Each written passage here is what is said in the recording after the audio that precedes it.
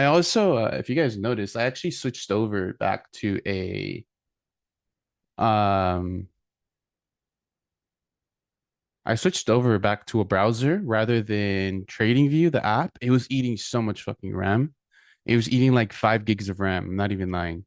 And I'm just like, what? Like, so I've just been in the rabbit hole for browsers. Like apparently the browser wars are back on and this and that. But if you guys are on Mac, I would recommend use Helium as a Chrome alternative, just because it's like an ungoogled Chrome. And what that basically means is like it doesn't eat as much fucking RAM, and it has ad blockers and stuff like that already in place. And then I use a Arc. No, not Arc. I use Zen. Zen is like a good productivity browser, really nice UI. So Zen and Arc. I mean Zen and Helium, sorry. That's what I've been using. Let's wait till I finish for the case studies, guys. You guys can't hear Discord, right? Kind of popping.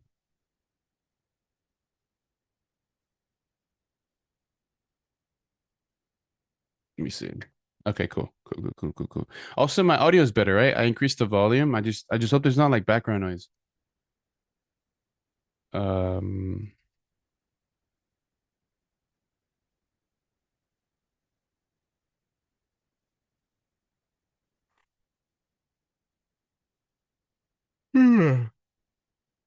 okay, I'm gonna close this out.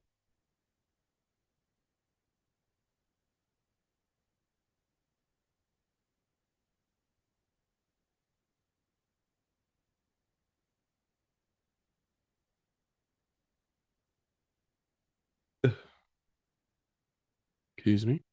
Um, yeah. So, what's up? What's up? How's everybody doing? We good? We chilling? What's new? Are you guys liking the videos and stuff? You guys watching the videos at all? Like, I've been uploading a lot onto YouTube. So, like, I'm gonna talk about this in the 2026. Like I'm gonna just go over everything, RCV, everything I'm working on, like Cove, ASEV, like ASEV's going strong. I'm hoping to start that auto trader soon. Um, but yeah, there's just a couple of things I need to fix up on. Not with the models, like we're still adding models, right? But with like broker issues, like I'm probably only going to do it with like two brokers, one of them being one of my friends' brokers because I trust him. Like I'm only going to work with brokers and like affiliations and stuff like that with people that I know. Because like let's say you like are on like FTMO or something, but like let's say you have a bad experience, but like you don't have a connection. So like if you have a connection on something that's reputable, then technically you have a much better odd of getting the support that you need if necessary, right? So I only want to work with like brands that I know, people that I know, um, and then try to just leverage like what I'm working on to just be a helping hand if possible, right? So, um, yeah. With that being said, assets going strong. This is my like end game here for me, guys. This is like people don't even know how important this is going to be in the next 5 years or so. Everything transitioning. I'm not going to get into politics. I'm not going to get into any of that, but if you guys just research blockchain, Web3, tokenization, where fiat is going, where money is going, where overall platforms have been going, um, you're going to see the value of Web3 and the opportunity of Web3. And what we want to do is pretty much empower the sovereign, give people optionality, because if we do pursue tokenization and we do pursue this and that, then not only will be fully surveilled by governments, by everything in terms of what money, like where the money is going, who it's being given to, when it's being spent, how it's being spent, like just stuff like that. Like if we're just going to be at a point where I'm not going to say the government controls this, I'm not a doomsday guy, right? But it's just going to be different. It's going to be a shift. So as long as there's a difference and there's a shift, then by default there's going to be opportunity. And I just think this is one of the biggest opportunities I think I can take now.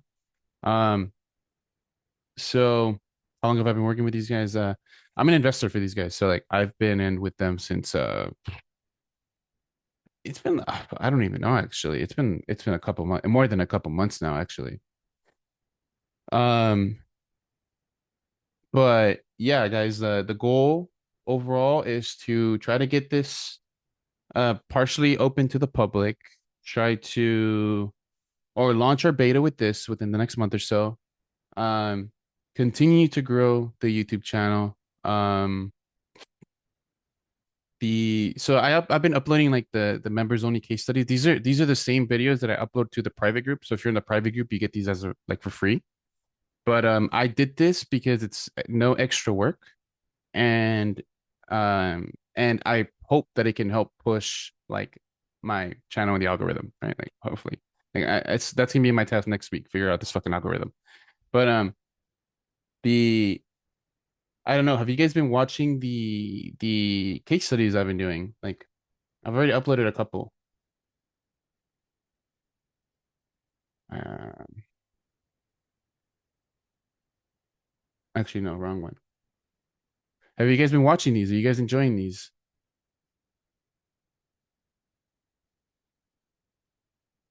All right, I've done three so far. Maybe try to do thumbnails. Yeah, I did it for the GU and I just want to figure out, see if I can build like a workflow to help me build them for me at like a very cost efficient rate. Can you see like I did it for this one? I just need to make it stand out a little bit more. So I'm probably gonna start using like Canva Pro or something. I don't know. We'll see. We'll see. Um, but yeah, I'm gonna start doing that. I'm also trying to. I've been kind of messing with like the charting session. If you guys look at all the charting sessions, the I've been changing up the titles a bit. Like I've added like all the chapters now. So I added this to like a lot of the videos from last year too, just because like maybe now this can help with like tags and stuff. So like I'm gonna also update some of the tags on these videos. But yeah, I want to use this to maybe make tags. Like I have like especially now with the case studies that I'm making, like I'm specifically using terms like structural disruption, SD, OFD, sweep, etc. Because if people ask, well, maybe if you just look up RCV sweep, RCV SD, then maybe you can find that. Maybe let's see if we can do that now.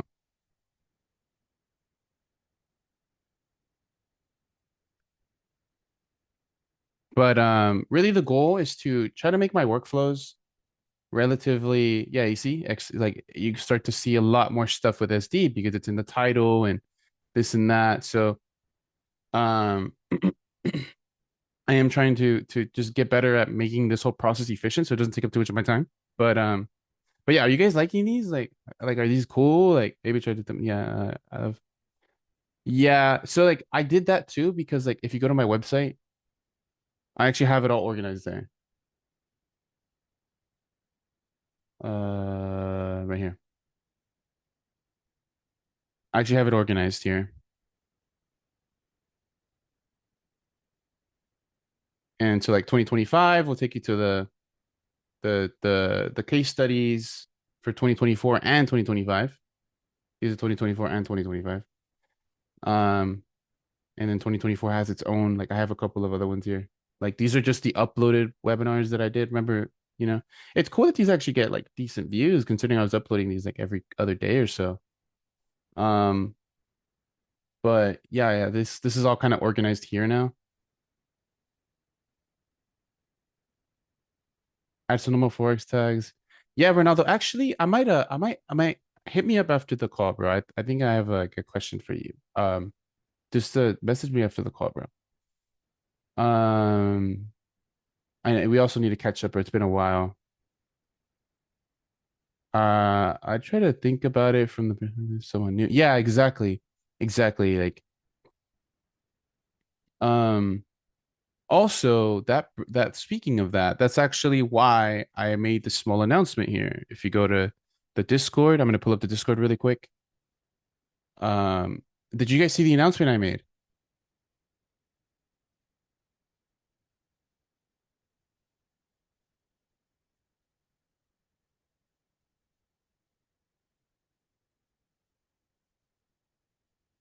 This one. Did y'all see it? Yes or no? Maybe.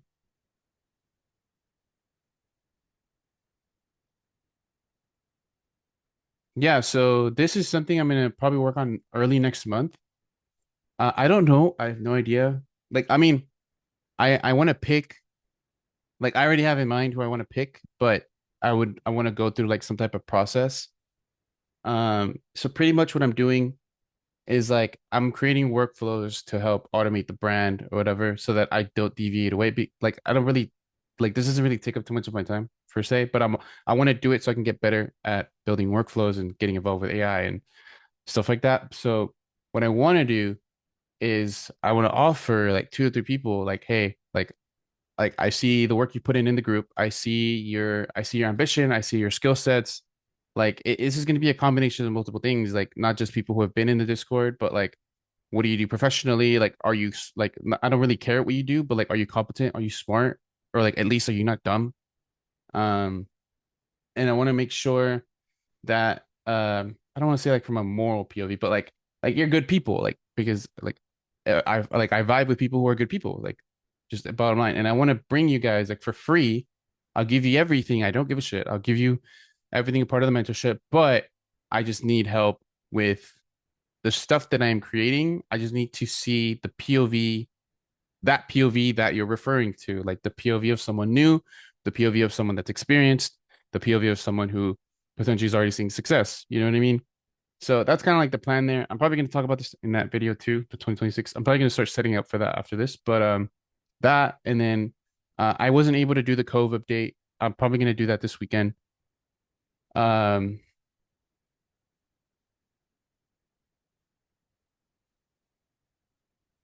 yeah, maybe. Yeah. I've actually seen some people doing that. It's actually very, very. I found this AI guy that does that. It's like he pretty much plugs in the next video and the current video, but I wouldn't only make. I'm really focusing on the framework on how to make a good video. That's like big, really big for me.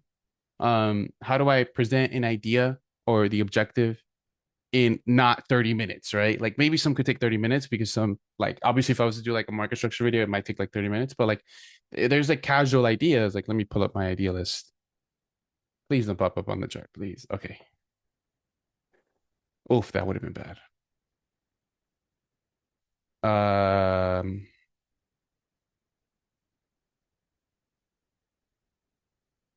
Let me see. Like, just like I think I've mentioned some of these YouTube ideas before, but like for example, talking like just simple. Let me find it right here. Like just for example, obviously I'm gonna make the RCV video and then it's um like the inversion stuff, like how inversion built our models. Like I want to talk about other stuff like even stuff like auction market theory maybe. Like I want to talk about how to know who to learn from in an environment where everything can be faked. And it's just like it's kind of like because there's no full way to verify anyone in the world per se. So if everything can be faked, what characteristics, what attributes, what things would you want to look for to consider them someone you want to listen to? And I that's important to me because like obviously I also consume content. Like I look at other people's stuff. So I want to look at why I listen to certain people over some others. Like is it presentation? Is it word of mouth? Is it um et cetera, right? But outside of that. But then I want to talk about like you don't need to be bright, you just need conviction, like the difference between pattern trading and sequence trading, which is like logic and complexity, like simple ideas that I want to portray in a non long form way, like maybe like a short 10-15 minute video max. Um and then yeah, and then I can start implementing like the frameworks that you're talking about. Yeah, like yeah, pretty much. Bro, I was just joking about that. I was just joking about it.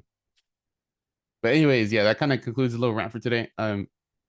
Please make sure, guys, that if you are in the US, sign up for sign up for these giveaways, bro. Like, and if you already have what's here and you win, like we'll figure something out, bro. Like it's like just we'll just communicate.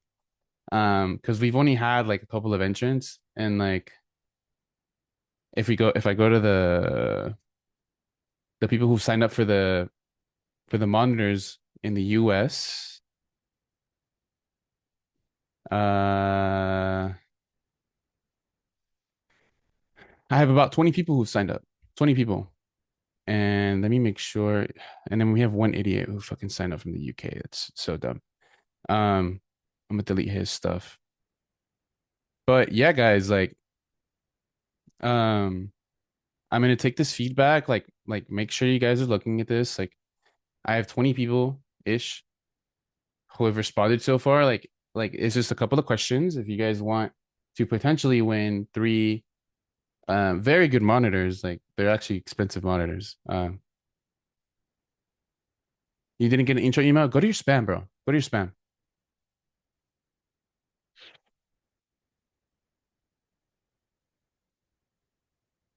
And like that's not an issue with my domain. That's an issue with my email provider. And if this keeps on being an issue, like I'm gonna just use another one.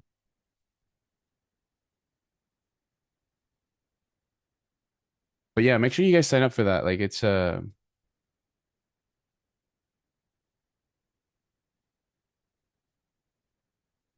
on, I'm checking to make sure I have your stuff here.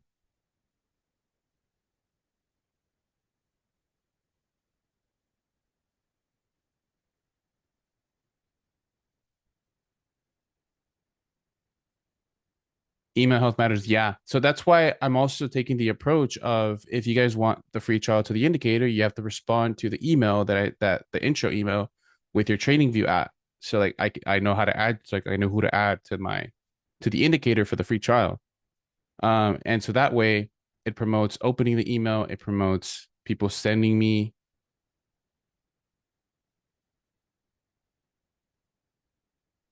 um sending me they'll respond to it. Okay, why is this not working?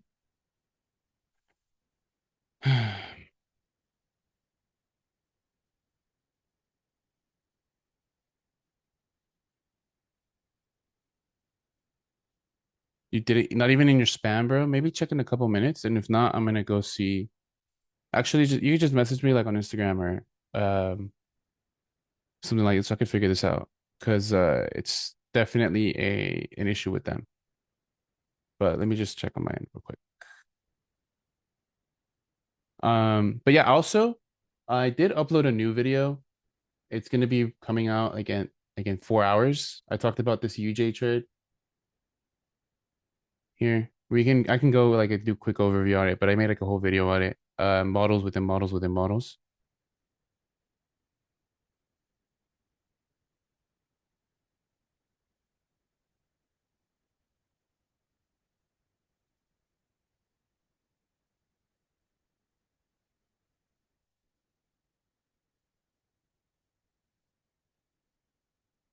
Cool.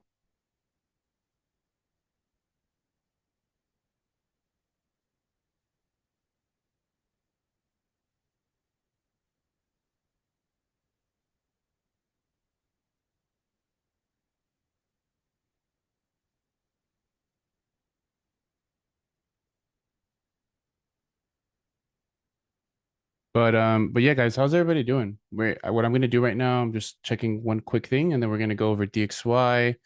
We're gonna go over my UJ trade, then we can just go into case studies.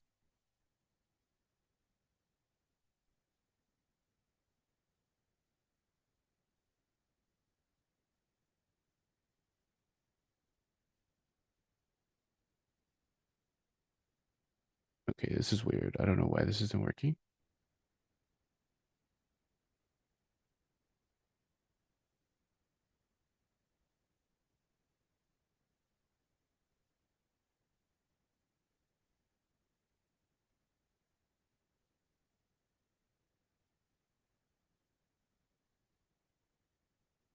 Oh, okay, so there are confirmed subscribers. Like I have Cole on here, I have Jalen on here.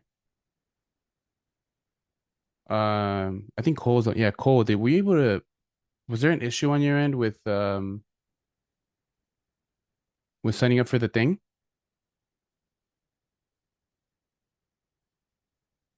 Signing up for the free trial? Yeah, there is. What do you mean?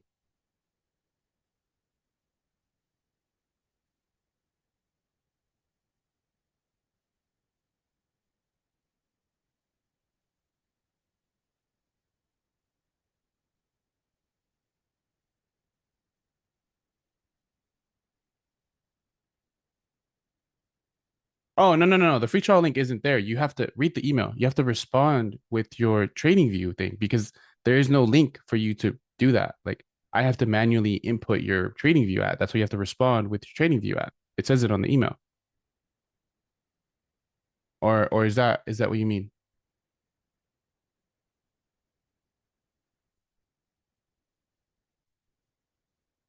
The email doesn't say that? Really? What? Hold on.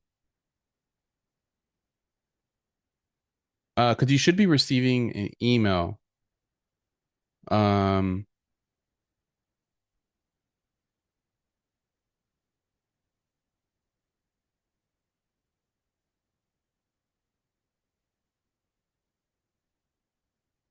Hold on.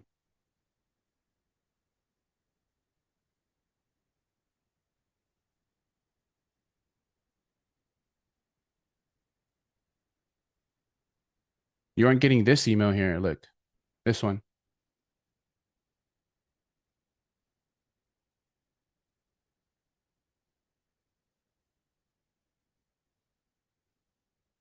Oh, you're not getting this one. That's weird. Oh, okay. Well, I guess I'm gonna have to look into that. I'm gonna look into that then. That's the issue then. Okay, okay, okay, okay.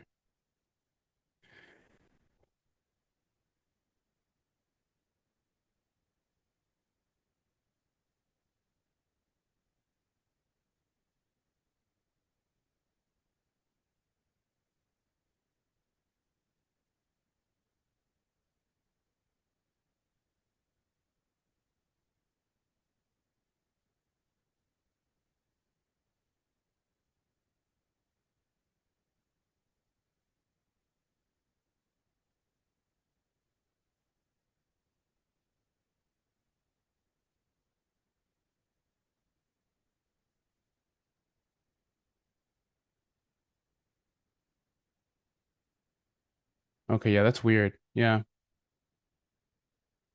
No, I know I want to go through that sequence to make sure all of that's going good so I can then I have like a specific place on who to add and when. That's weird. Okay, yeah. I see the issue now. I see the issue. I'm gonna fix that today though after this call. Like literally right after this call. Um but yeah, anyways, let's get to the good stuff, guys. Sorry for the rant. We've been talking for a minute. My bad. So I made a video. Well, pretty much we talked about this week on dollar, what we were looking at. Does anybody know what we were looking at? Can anybody summarize what I was looking at for dollar this week? The freak I uploaded through case study 39. Can anybody just quickly give me a quick rundown? Let's see who can simplify it for me. What were we looking for Monday, which was like here, or Wednesday, sorry. Case study 39, which was this. This is like Wednesday. Yeah, pretty much. Yeah, pretty much take last week's high. But the initial thing was I wanted to see this. If you guys remember, I wanted to see an internal sweep. We didn't get the internal sweep. We got a excuse me. We talked about it in the EU breakdown, EU GU breakdowns. Um, we got the difference between a sweep and a move that moves further and then continues in our direction is like this is a sweep and then this is like an actual pullback. That's like easiest way to put it. Um, so there was actually an incredible fucking EU sell here that missed by like a pip for me. That was right here or here. Sorry, it was right here. I was looking to sell here, I think, unless I'm mistaken. Yeah, I was looking to sell here earlier this week, but it missed by like a pipette. Like if you guys can see here, like almost nothing. Actually, maybe a little bit more than a pipette, but like half a pip. Sorry, half a pip. And unfortunately, I just wasn't able to get that move. But the issue would have been like the targets for this sell here based on, let's say, the internal range. That would be like an M5, M3 play, right? Then my targets would have been this low here and then this low here. But in order to reach that low there, it would have needed to have a pullback. So I probably would have got trailed stop, you know? And then this was like news on Tuesday. And then that's when we talked about our EU play on Wednesday. This is amazing trade. I had a lot, there's a lot of great sweeps this week. Like this one was a great sweep. This was also a sweep, but I didn't trade it. And then like GU, when we talked about in case study 39, was the distribution here, right? And the pretty much tailoring that bias based on the distribution. And if we had the reaction confirmed, sustained, then we were obviously going lower. But this one was really, really clean because we're deriving 100% out from the equal highs being swept and then the internal sweep here, right? Which being like H4 highs right here. So if we're sweeping the dailies, if we're sweeping the H4s, and then we're having an internal distribution, model sweep within sweep within sweep here, that's 3 sweeps. And then executing based on the pullback of that sweep, but these are kind of on the same structural level. But then obviously the entry,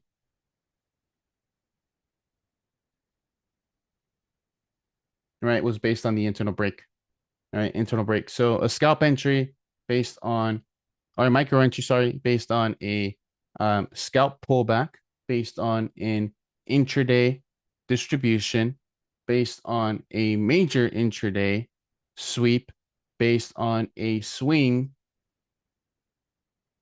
sweep. Does that make sense? Models within models within models within models. Um, I kind of got away from that for a while, guys. The um trying to fully I don't want to say align timeframes because that's not what we're doing. We're just understanding them and then making plays based on that. Like, so like what I mean by that is like if if we swept the daily high and if we swept the H1 major intraday highs and if I got a minor intraday distribution here, then I can act on a scalp and micro continuation into an intraday target. Does that make sense? Does that make sense? Yes or no? Like the timing is the execution, but the model is the same. Like the timing is based on the scalp and the micro, yes, but the models are the same. But the role of the model from the swing and the intradays are only to give me a bias. Because like I have like a trick question for you guys. Is it easier or harder to determine the direction on a scalp perspective or a, let's say, major intraday swing? Like out of all these, let's just say we had only a scalp, a major intraday, and a swing and a micro. Out of all of these time frames here, these levels of structure here, hold on. Which level of structure is the hardest to determine where it will go? Does that question make sense? Which one's the hardest to determine the direction? Because this is like some people I've seen like build sales funnels out of this stuff, like out of that question. Because like, and I'll debunk it for you real quick. Like people who swing will shit on the scalp and call it noise, but then those who scalp will shit on the swing and be like, oh, that's too much data and like this and that, like whatever reasons, you know what I mean? So like which one is the hardest to determine? Like, is it easier for you to judge the direction on a swing, an intraday, a scalp, or a micro?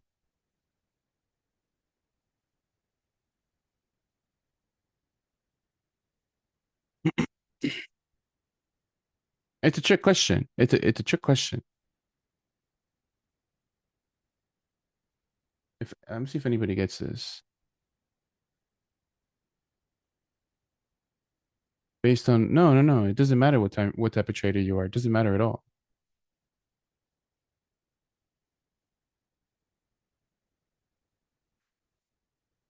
This is something you guys are gonna learn the more you.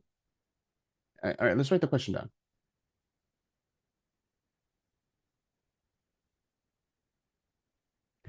Which Actually, see if I can change the color.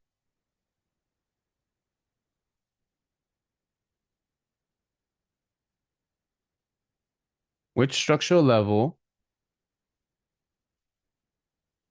is the hardest to judge the direction for?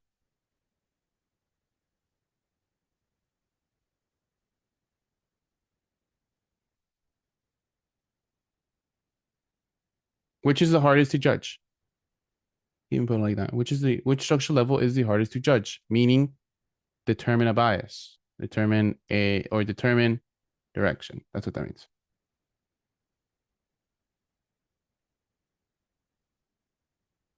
Don't trade micro, so I don't know. I say scalp. Okay, good. We're on to something here. We're making progress here. You're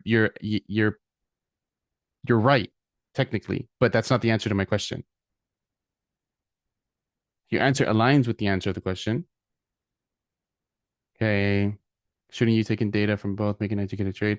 But that's not the question. The question is which one's harder? Which is harder to judge?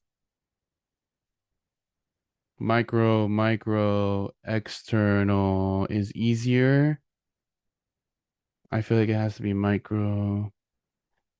It's perfect for me. I was always a scalper. The hardest level is micro. No. You're adding to it. It's not micro. Like no. I'm just talking about individually, which is the hardest to judge.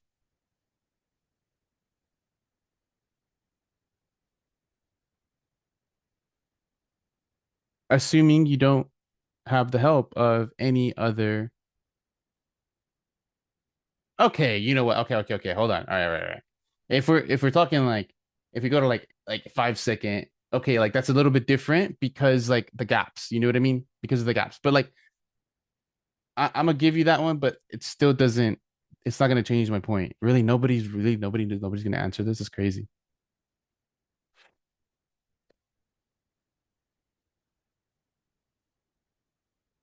It's a trick question, guys. It's neither. It's none of them. They're all equally as hard to judge.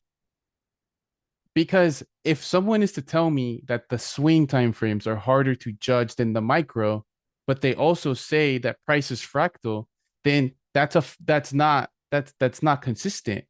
If price is fractal, if models are composed of models, and you don't agree that each level of structure is just as hard to determine direction, obviously at this time right now, it may be easier to judge the daily direction over the scalp, or it may be easier to judge the micro direction based on the daily. But that's not a market thing. That's a personal thing. That's you being able to read and interpret your model, right? So that doesn't change the fact that each time frame is equally as hard to judge, because it doesn't matter what method that you use. If your method works and it's consistent, then it should apply by default to every single structural level because the market is fractal. And if it's not, then it's either the market is not fractal or you have a deficiency. And like the I see a lot of scalpers say that the higher time frame is unnecessary, this and that. Yes, but why? It's unnecessary, it's irrelevant, but that doesn't make it easier to judge. It's the same. Why? Because everyone focuses on this on the y axis, but nobody focuses on the x axis. Nobody focuses on how many candles there are present at the time. So, like, yeah, duh. Like, yeah, we can see that this is bearish, duh. But like, when people want to use the daily time frame, they're only focused on like this because they know that they're scalping. So they only think that the relevant data is the current 2-3 prices, the current 2-3 candles. But no, like if I'm gonna judge direction on the M5 in this manner, like with this amount of data, let's just say my estimate is like 300 candles, 200 to 300 candles, 400 candles. Let's put 400 candles. Then, if I want to judge the direction on the daily, then I also have to have 400 candles. If not, my analysis is inconsistent. That means that I'm catering to a time frame, which is fine, but just know that that's what you're doing. Like, am I making sense here? Like, duh, like if you're a scalper, like you don't need to know the overall like daily trend. But if the daily does this, and that's the same rule that you use on the M5, then you should use it to at least try to frame the bias. That's why I took the UJ trade. Like I don't trade the daily time frame, but we just swept the daily high. And like in the video that I made, like I talk about how I don't like, you guys know I don't like to take the immediate continuation after we take out a liquidity point. So that rule is consistent throughout structural levels, right? So if I'm sweeping the high on the daily, that just means that from an intraday POV, I'm not going to look for the immediate buy continuation because we just swept it. So I'd rather wait for something to fail, right? But because I'm a scalper, I didn't have to wait again for something to fail internally from the scalp micro to then take the position. And then I'm just going to take the target based on the intraday highs and lows because I'm a scalper. If I'm a scalper, I'm gonna use intraday targets and I'm gonna maybe potentially use the scalp and the micro to enter. Does this make sense? Like, you see what I'm saying? So the answer is none of them. They're all equally as hard. But like, if you think one is harder, then there's a reason why. Which means, and more than likely, you just aren't looking at enough data. Like the daily isn't relevant to you because you're a scalper.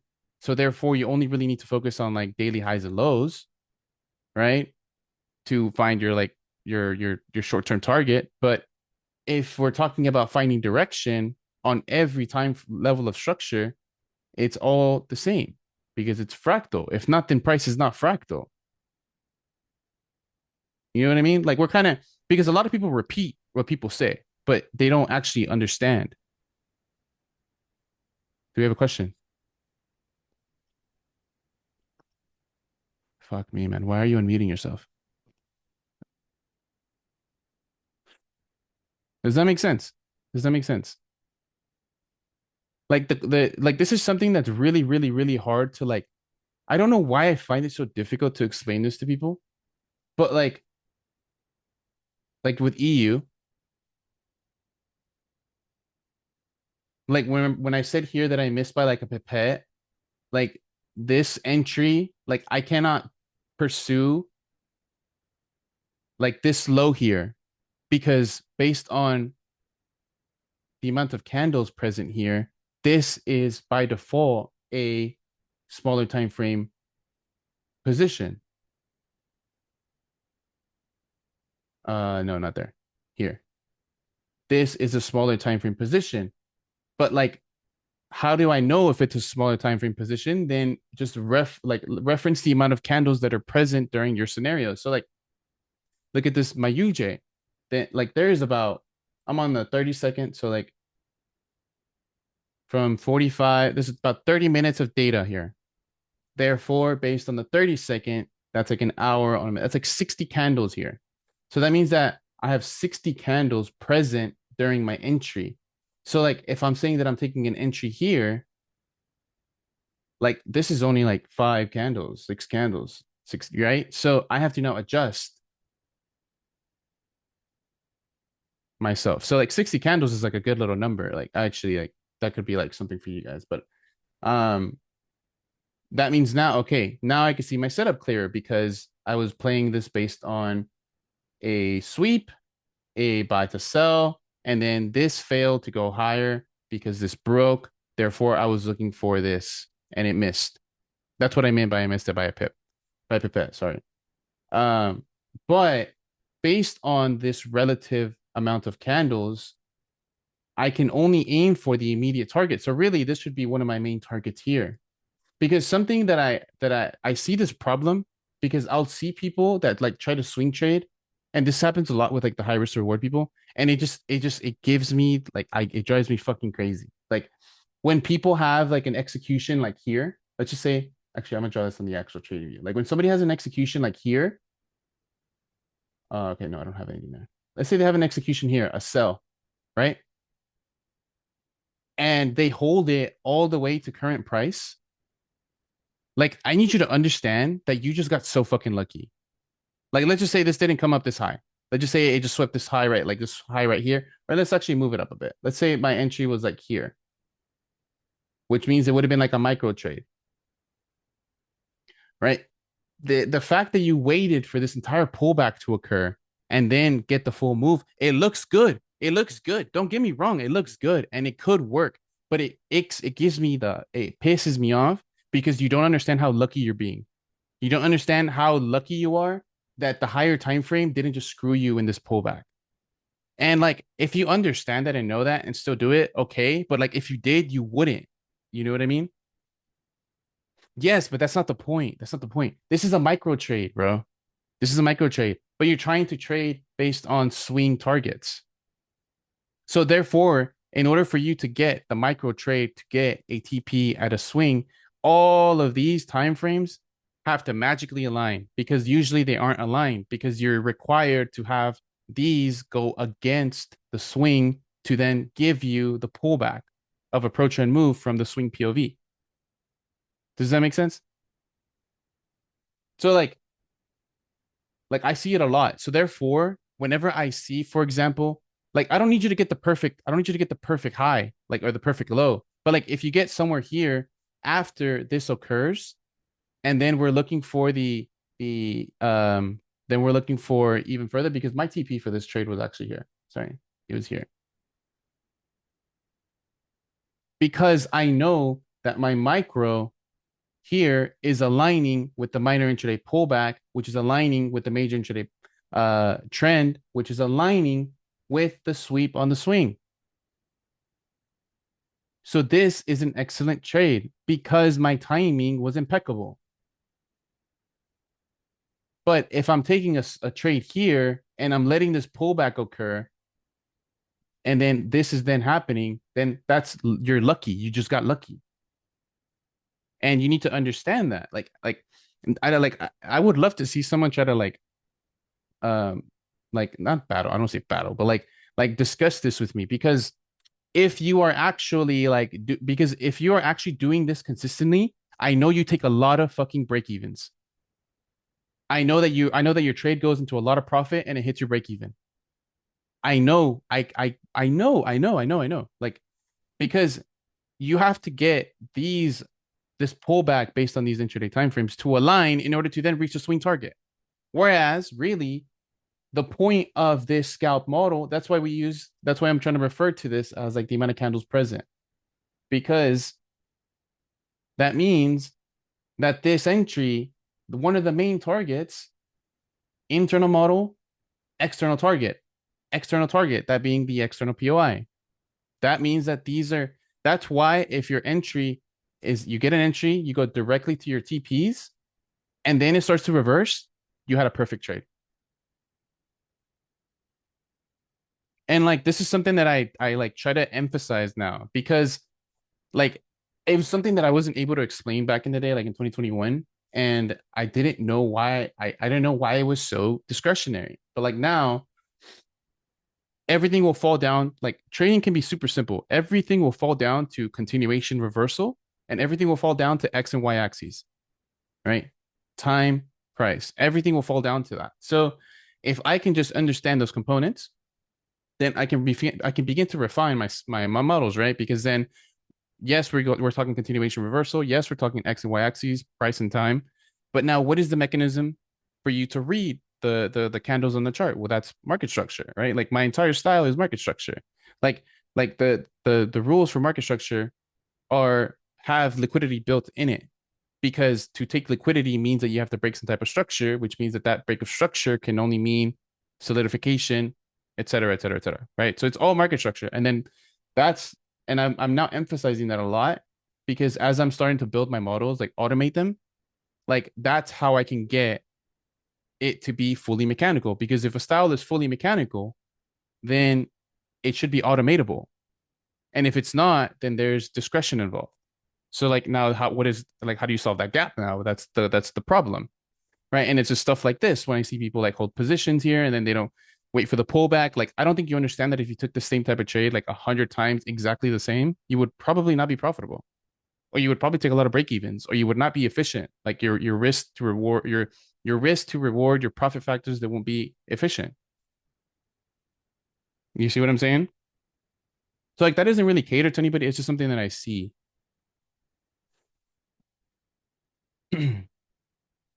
But yeah, this is neat. This is neat. You see, like this perfect example, perfect fucking example. You see that once my target is hit, price is reversing, like that was my original target. My original target was here because I am using internal model based on structural disruption, based on sweep, which is then derived from the daily sweep. And we're also sweeping equal highs here, by the way. Right? So law of effort. Sure. Yeah. Sure. Sure. Effort and result. Yes. But if you really want to throw it down like that, it's cause and effect. Right? Am I making sense here, guys? Like, how are you guys interpreting what I'm saying? Oof, that was hot. What was my price target on? Pretty much so actually, who can tell me why this is my target?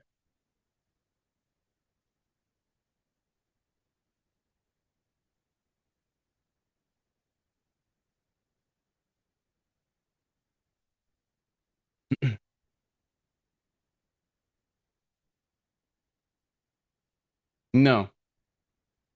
Which transition? Okay.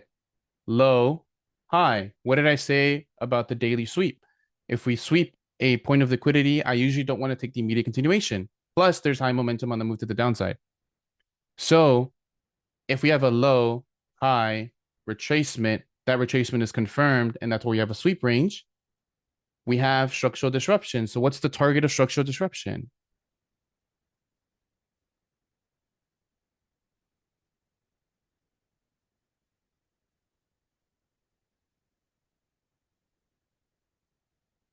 No, the immediate leg, exactly. If we have a structural range, and then we have, actually, that's a bad drawing. If we have a structural range, right, and then we have the pullback starting, then we have the pullback solidify, and then we have SD, then if we start to pull back, then we now have high-low retracement internally based on the SD. Therefore, the target is here. Sure. Sure. I want to see how you see this raise. I want to see how you liquidity masters look at this. How do you liquidity masters look at this? Not a joke, by the way. Feel free to speak if you want. Okay, so like according to our understanding and the way we do, okay, I second the opinion that you do have regarding targeting the highs and the lows with respect to the changes in the internal. I totally back this concept. And this is one thing that I am trading off based on the RCV styles, okay? I don't like try to have those savage targets and all of these things. You already know from where I did everything. So for me, this break here is external structure, okay? Now, this break here is an external structure. So our internal bullish leg is like this, but still, there are some things like you have a low, a high, a low, then a high here. If you take this out, then a low, and then a high. Once you take this internal structure, your external gets confirmed. But you can never trade your external structure until unless you have your third point confirmed, which is going to be after this break, okay? You are not bullish until unless, because your internal structure, it's coming from this high to this low. You are bullish from here, but you are internally bearish. And if price reacts around this area like this break, then you are bearish. You need to target this one more time, and then if the price gives you certain type of reactions to go there, then you can target the highest. This is what, like You're adding an extra level. Yeah, I totally agree on the points that you have like mentioned, because this was one of the things that I was, like you can say flabbergasted by looking at the people from whom I was learning and all of these things. But then I came to a point, bro, like I can't take every time a break even. I just need to book some profits as well.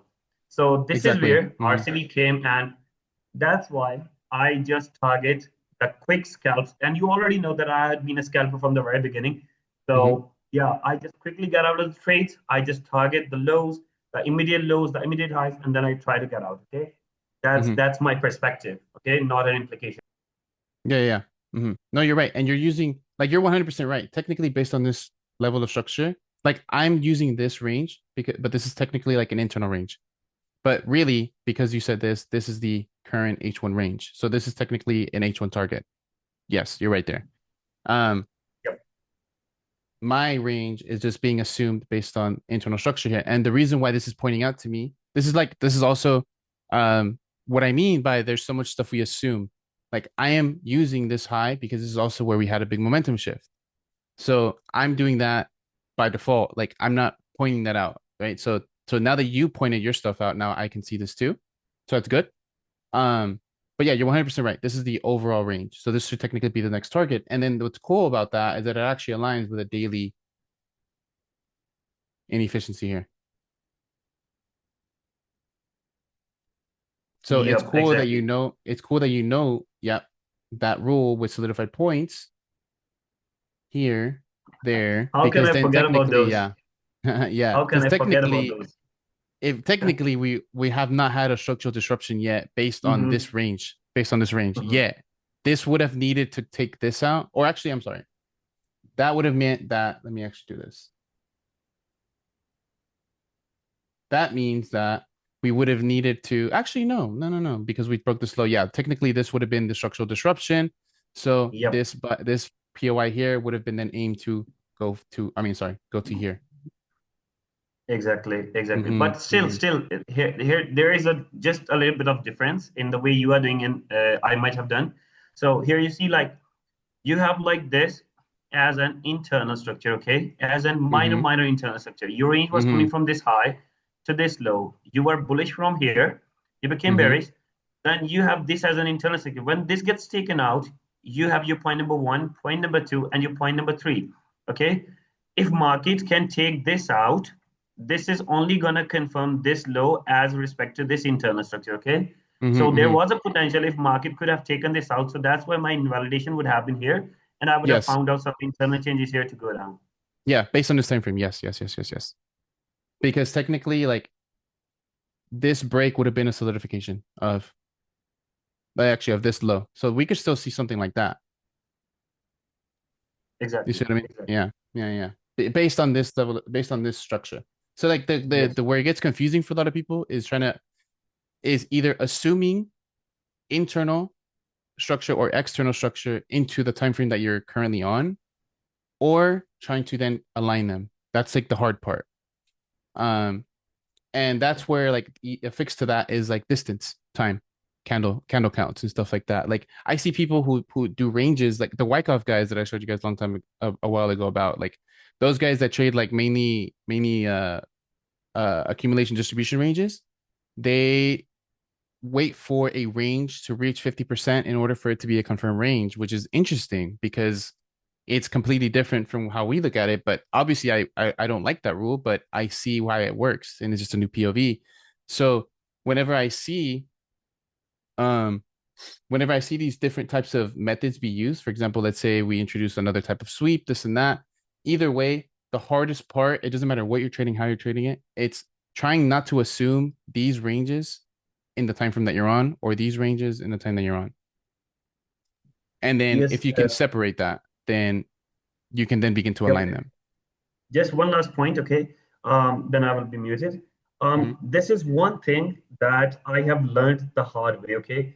I've been like you know that I have been learning this for like 2 years, and I was going good with RCV. But this is one thing, this thing that you are telling about, you can never assume that based upon the changes in the 1 minute time frame. Okay, for example, if you are on a bearish range that is in 4 hours, okay, you can never assume that it's going to go down, okay, until unless you have your point number three. That is your confirmed Mm-hmm. reaction. That is your Mm-hmm. reaction. Okay? You That can would be never this. assume that. And Mm-hmm. this concept is so dope. It's so accurate that everything revolves around this. Markets are perfect with respect to the structure. They Mm-hmm. do what they are showing until unless you are the one who figure out what they are showing. Is Exactly. That's the whole point of structural disruption. Like I'll give you guys some free thing here. That's what structural disruption is it's weird. It's also weird when I've been automating this stuff because the reversal setup is actually much more consistent than the continuation setup. And it's not because reversals are better than continuations, but because the reversal model has a little bit more rules and a little bit more complexity than the continuation models. And I just found that very interesting because that adds to what you're saying, because it's so accurate, but it's so accurate because of the extra details that it has. And if you guys want like a free schematic of that SD model, hold on. Uh,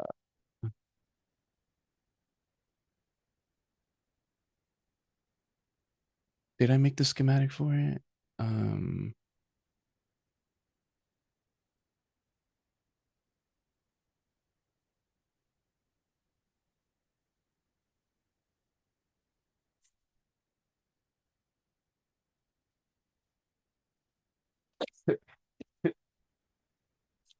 excuse me. Um, I guess this isn't the best example actually. Um, confirm range, bearish range. We then failed, and if you can analyze when it fails, then you can enter and execute. That's like the entire point of SD. Like that's why I refer to all of the models as failures. Every single model that we trade is a failure. An LGC is a failed reversal. A SD is a failed continuation. A sweep is a failed break of structure, and OFD is a failed POI. And that's why you want to get into that mindset because now you aren't copying a model onto a chart. You're looking for something to fail. And if you know what you're looking for to fail, then you can then begin to execute on it. But like that's the whole point. But like that's why it works because people fucking suck at trading. Like people suck. Like be for real. Like if 90% of people are losing, then just look at the setups that they're doing and then look at when they fail. That was like the entire mindset. Like that's the whole like that's why I interpret that's why I speak about it like that. Like if what is being regularly used is if that's what's causing people to lose, then just look at the failing scenario of that method because every method will work technically, right? But it just depends on how.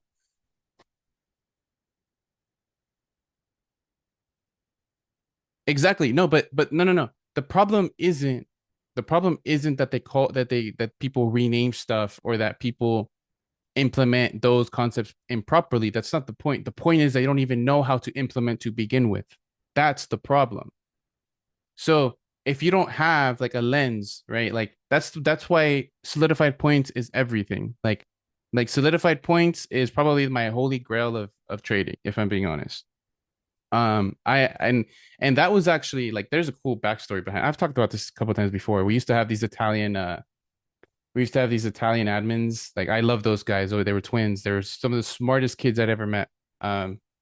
And we had pretty much developed it together and they brought up the concept and then I kind of just I refined it. I gave it rules based on what it was being shown and what we were doing. And that's how solidified points came to be thing because it just like you want to trade with the trend. Okay, like what the fuck does that mean? Like what trend? How many trends? Like do I trade the continuation of reversal? Like yeah. I do need to make like a new version. That's why I updated all the solidified point rules in the books because like I probably messed up with some of the solidified point explanations in the video and the like from years back because maybe I assumed different levels of structure on that time frame, right? Yeah, and like the thing is too is I've never seen anybody look at structure that way. I've never in my life to this day not seen anybody use structure that way unless they were like in my group before. That doesn't mean I created it though. I don't want to give myself that much credit. But also, what's cool with this one, we have the SD model, right? But then you have an internal. In order for the SD, let's just say this is level one, right? In order for the level one SD to occur, there has to be a level two transition. right? So therefore, you can see here, there is a bearish break of structure. And then you see the internal SD as well. So there's level 2 SD. So this level 2 SD is enabling level 1 SD to occur. And then now you trade based on that. And then now you can either aim for level 1 and then you can aim for level 0, which would be the external trend. Aggressive tweaks. Yeah, but like here's the thing, like that, like this is how I've narrowed it down. Like if you use one time frame and you only trade your models, you will probably be refrained to like 1 to 2, 1 to 3. Right? If you add 2 levels of structure, you can now push that to like 3 to 4. And if you add 3 plus or like 3 to 4 levels of structure, now you can start to get like 1 to 7s, 1 to 8s type. Right. So the key to risk to reward, the high risk reward is not the the entry method itself, it's how many levels of structure are you aligning. And in order for them to align, it would like it doesn't happen like often. But that's the point. That's what makes it a high risk reward trade, because a high risk reward trade by default cannot be often.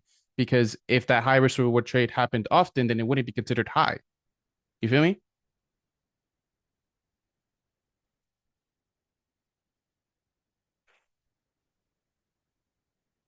So like I hope I'm not like confusing people here, but solidified points is everything. It's everything because I created the models through the lens of solidified points. And I like everything is solidified points. Everything is solidified points. Like I want, you know what, bro? I need to go fucking like trademark that shit. I need to go trademark that. Honestly.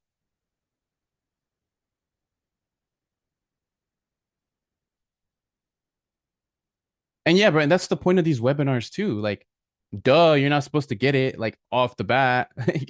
Like think about learning a new language like that you've never heard of before and stuff like that. Like the easiest way to learn a language is to put yourself in their culture, right? Like I've had like business partners from Mexico like come over here and their English improved so much better when they were around the culture rather than just the studying the classes and having teachers and all of that.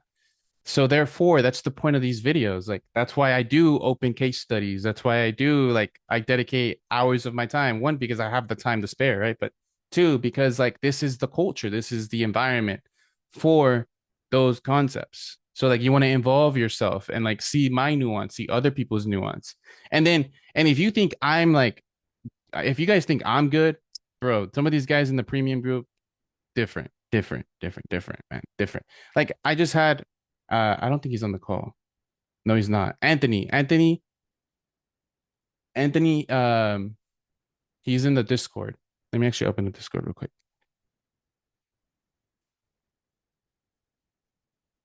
This guy, like his name is Hugo. He's like a actual like real life friend of mine. We play college ball together. I mean college ball, play club soccer together. And like this guy has refined my stuff with his own stuff and like makes a fucking killing and now he funnels it into like a business in real life. Like this guy, Anthony, he's been with me since IML. Like it's been 7 years and he just had his biggest year to date. Right. I'm not trying to like I'm not gonna blurt out his business, but it's a lot of fucking money because you can see how much money he's making on his prop account. And this is just on one account. You know what I'm saying? So like if you guys think I'm good, but bro, like so some of the people in the private group different everybody talking right now, yeah, literally every single person talking in the group chat right now has made multiple payouts. Every single one that's talking in the premium group chat right now.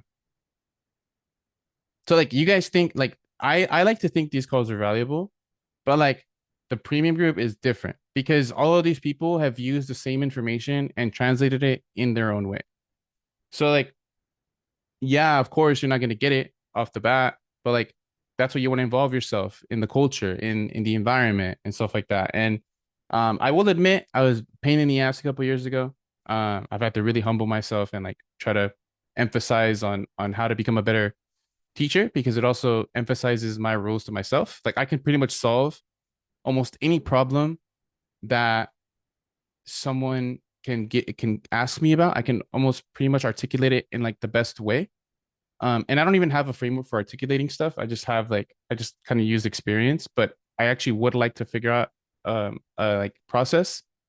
But like my point is like, yes, you're not gonna get the videos as soon as you fucking watch them. Like that's just not how life works. Like you don't just watch one thing and you just get it. But like you want to involve yourself here. You know what I mean? But yeah, I don't think we have any case studies today, do we guys?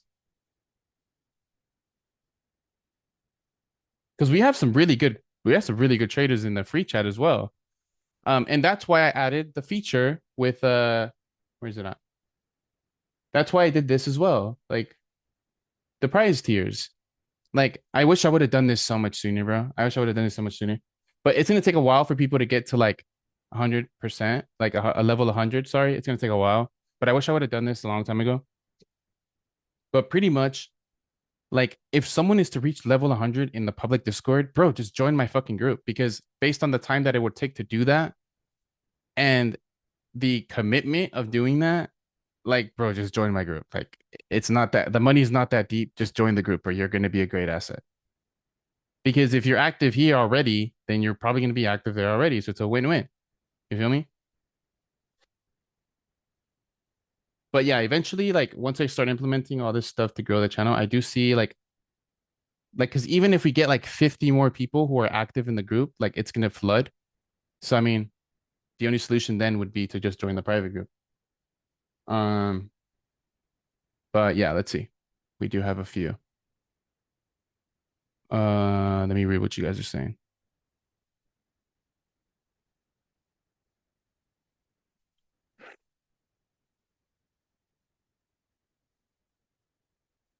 Also, it depends on age as well. Like, I don't know how old you guys are, but if you're a guy and you're under 25, bro, wait till you're 25. Your your entire perspective is gonna change.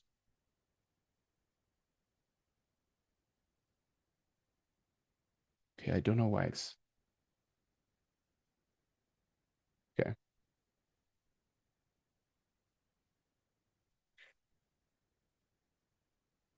Mm,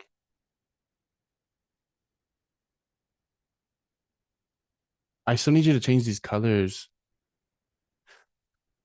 This color's so dark, it's hard to tell. Okay. Okay, internal structural range, CBOS, that's correct. That's correct. But the CBOS will be at the high of this candle. That's why I'm saying to change the color.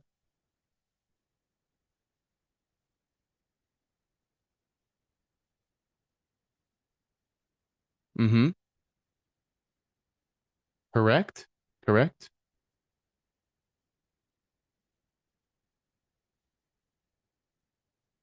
Yes. The issue here now is like this is bullish and this is very strong momentum.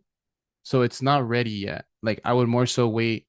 Like I would prefer to see this either sweep or mitigate something and then have an internal reaction, or sweep and then have an internal reaction just because of the high momentum. Um, yeah, it looks like it's too soon.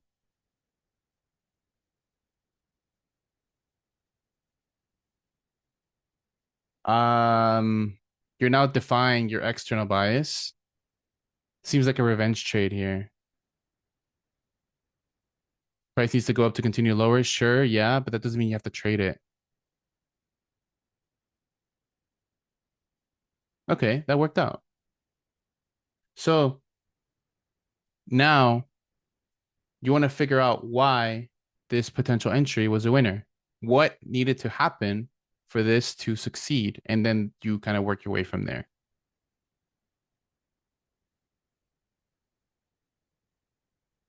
Yeah, sure. Yeah, you guys can keep sending them. I don't care.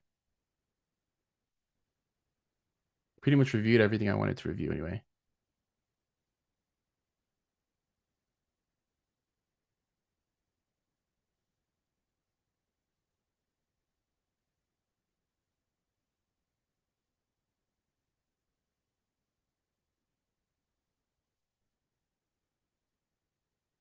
Um,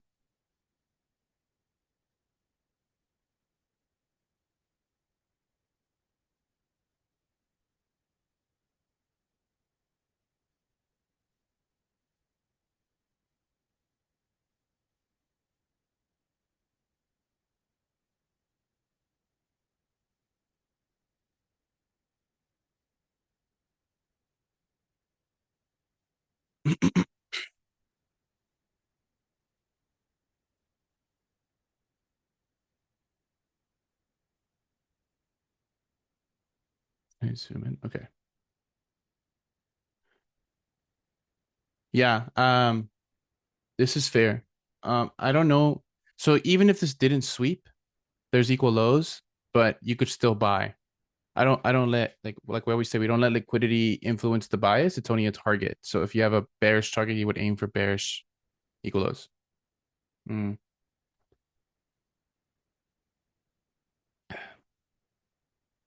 Ah, great, great, good, good, good, good, good. This is great. So you see, if you want to simplify like solidified points and stuff like that too, like a little hack is just like highs that create lows, lows that create highs, right? So you have that, but then you have the internal range being here. So then therefore this is a CBOS based on high into low. So this leading into unwillingness, that break and using this range, that's perfect. That's very good actually. That's a good improvement from last time. But now this is where we have a problem. I wouldn't aim for that full target. I think oh shit. What is this? WTI?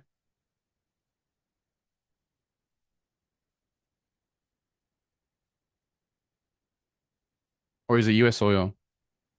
Right? It is US oil, right?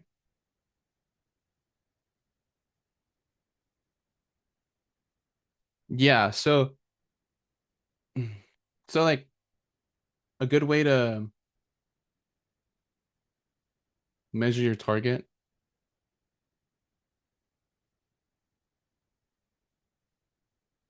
if we're playing within the extreme discount of this, look at the previous range, extreme discount. Like if we're looking at a model here, then I'm obviously going to aim for here, here, here. So if this would have swept, let's say, I'm aiming for any type of immediate external points as targets. So like if this would have swept, then obviously this would have been a great target. But this is no either way, this is a great target. And you can go about it two ways. You either go for the POI or you aim for this. It just depends on what is aligning. So like you have to aim for one for this, two, I would then aim for this, and then from there, who the fuck knows? You can you can either hold for the longer term, but then you're probably eating swap charges. Because if we then zoom out a little bit more and we see high momentum. So how do you not know that this is just high, low, retracement, continuation? That's the problem with trying to mix too many time frames.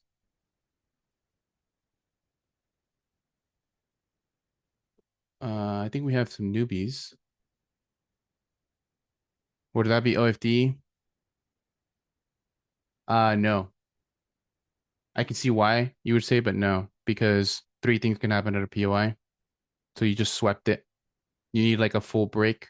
Like like let's say here, POI, you react, and then you break there. So then obviously you then use the trade to then pursue external liquidity. That would be OFD.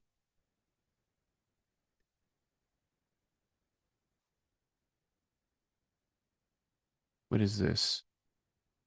Oh, what the fuck? Man, take this off and put my tag on there. I finished all six phases, however. The part I'm not sure about is how should I actually trade? Oh my God, $1 million question right there. Should I develop my model? That's the point. You got to figure that out. That's the entire point. Should I try to do a combine? No, that is a ridiculous question. I just don't know if I'm consistent enough to do a combine. Then why would you even consider it? Sometimes we got to just logically walk ourselves through what we're saying. Um,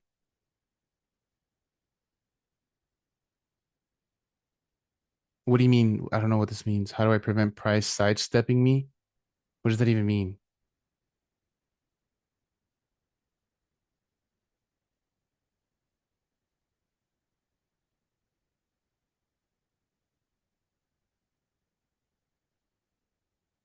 Also, I would not recommend you guys post phone screenshots. That's a bad habit. Don't trade off your phones.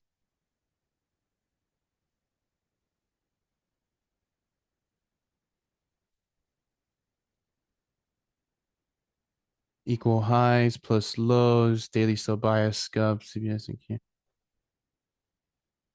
Um, this isn't enough data, bro. Like, I don't know why you took this position. This doesn't make sense to me. It looks like you bought here, sold there. I don't know. There's technically a trend. I just don't know why you're taking the execution.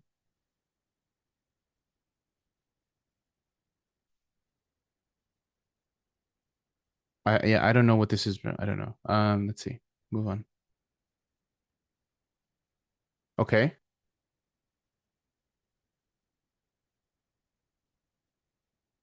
Corrective structure. I think we reviewed this in my UJ trade.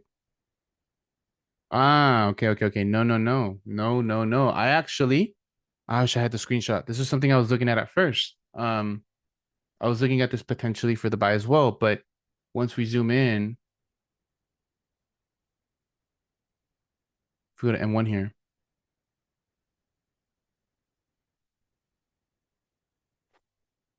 once I saw, once I saw these, oh shit. Once I saw these equal highs get swept and we broke internal structure here, I'm like, okay, if I'm gonna take a buy here, I need this exact situation, but like inverse. So we just swept equal highs. So although we could be bullish, I would need the transition here because this just transitioned to bearish from a micro standpoint.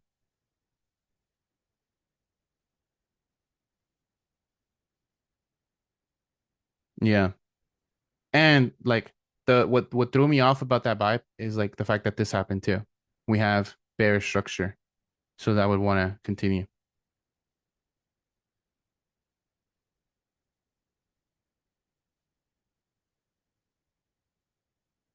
Yeah. So you see, this loss is a failed, this is a failed bullish scenario. And that's also why I took the trade because it's a failed bullish scenario. So that's why I took my sell.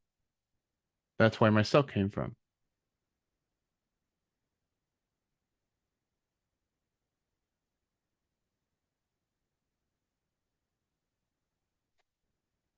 Yeah, we're gonna have to do something about these colors. Um, maybe do your dark color into like white. Um, okay. I wouldn't say this is bullish. The only reason why is because you just swept the high. So that means that we're temporarily not bullish. So then you have an internal break, therefore you're bearish. So this would be my target, technically. Like that's technically my target on a daily, but I can't act on that without like the intraday. Okay, so I see now, I see this. So I see why. Okay, I like this internal transition. I do like that internal trend. I like that. Overall bullish. What does overall mean? Okay, you need to start naming these protocols too, because this is an LG. Hello? Yeah, fuck me. Don't, yo, why would you unmute yourself, yo? Um, so this is an LG, and every model is an LG of a failed scenario, if that makes sense. So you have to figure out which model. Because I think I don't know if I think race actually Raise is still on here. I'll ask you this question after this. Or I'll ask you this for everybody too. But let's finish this one up.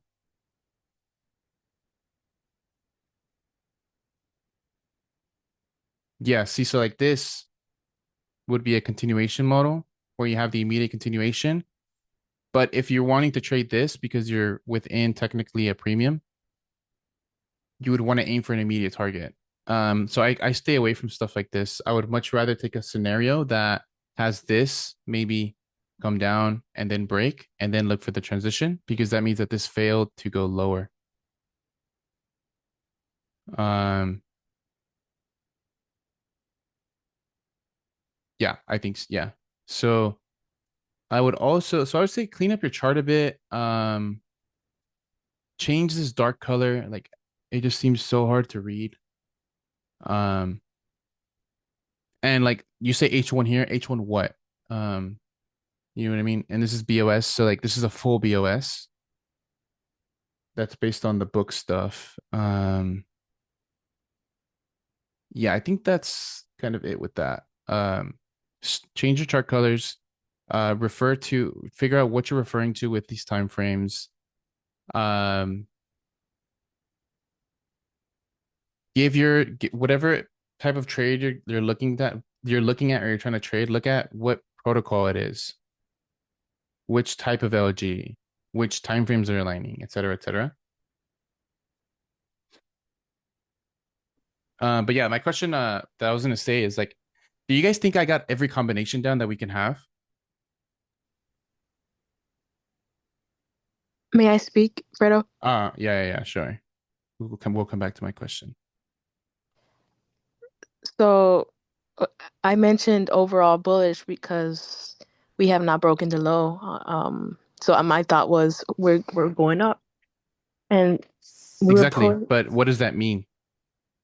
Overall could mean swing, scalp, micro. It can mean a lot. Um, it's basically it broke, right? It broke. You could start with the time frame. So what is overall bullish? Which time frame? Uh, can you start from the daily? I think I have a daily there. I'm not sure. Uh-huh. Uh-huh. So as you see on your left, it broke the high, solidified in the low, right? Mm-hmm. But that was my way of thinking. Like since we didn't break below, we were Mm-hmm. That's continuing fair. going That's higher. fair. Mm-hmm. Mm-hmm. That's fair. And where you see the BOS, Mm-hmm. right? It failed to continue go lower, so that's the BOS to go Mm-hmm. the solidifying the low, right? Mm-hmm. So we were having a pullback to continue higher. That was my way of thinking. Mm-hmm. Mm-hmm. That makes sense. Yeah, it makes sense. Like for example, this break solidifies the high, but that means that there's an internal range here, which is Hmm. aligning with that. So it makes sense. I see why you're looking for that there. Um, Now the entry part, which would be here, this is really like I don't want to say that the execution is more important than the biases. I would say the I don't want to say it's more important, but it requires more attention because obviously we're trying to get a bigger picture frame and we're trying to execute on it based on a smaller time frame. Therefore, the smaller time frame, you have to be a little bit more meticulous, a little bit more detailed. Hmm. Um, you have something more on the daily. Yeah. So if we're then adding like concepts of like the idea of like liquidity and then liquidity infused in market structure would be LGs. So therefore, you really need to change this color here because I don't know if this wick, I don't know if that broke or not. But if that was to have broken and then broke here, that's an LG, meaning you now have low, high, retracement, unwillingness. And then this could technically mean that a pullback from, let's say now an H4 could mean that you are bearish. So like you identify solidified points. So now figure out what unwillingness is and then figure out how to identify unwillingness and then how do you act on unwillingness.